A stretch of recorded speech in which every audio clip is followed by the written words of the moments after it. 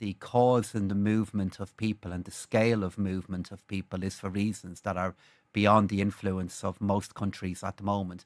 We're seeing the largest movement of people across Europe and other parts of the world since World War II because of war and because of conflict. But all that being said, of course I accept and recognise that it's an issue of real concern to our own society that they expect to see us respond back to.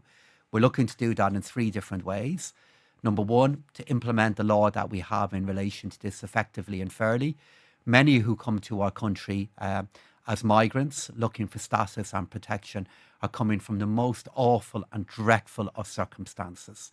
Secondly, implementing... Sure, but we are deporting people now at a higher rate than we were doing it, which suggests that we weren't doing the job properly.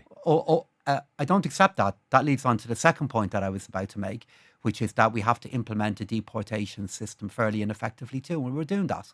Last year we deported around 600 people. This year, so far, we around 1,500 people.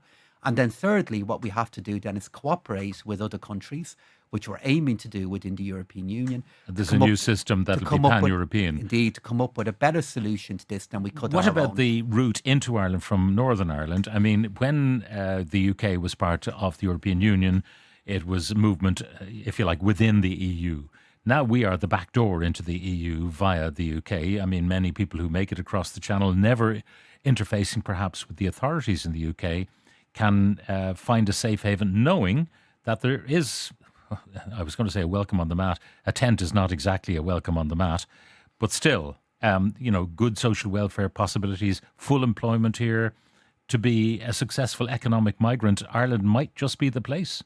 Well, we have a growing economy. We have an economy that has a very, very high level of employment within it. That undoubtedly does create a sense of an economic attraction or pull. But I don't think we will want to change our economy and reduce the number of jobs that we have just for changing that perceived incentive. We have an open border between ourselves and Northern Ireland. We're part of an agreement with the United Kingdom regarding the freedom of movement of people. I believe that is a great prize. It's a great asset. I believe it's one we should maintain.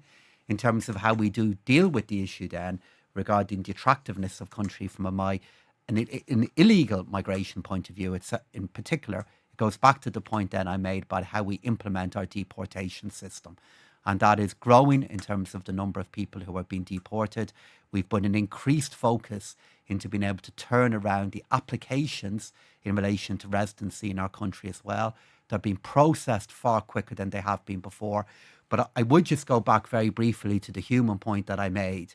From meeting people who are coming to Ireland looking for international protection, looking for a status within our country, they are fleeing. The vast majority of them are coming from circumstances of misery that are beyond my own imagination at times. And at the same time, though, we were very tardy in designating certain countries as safe.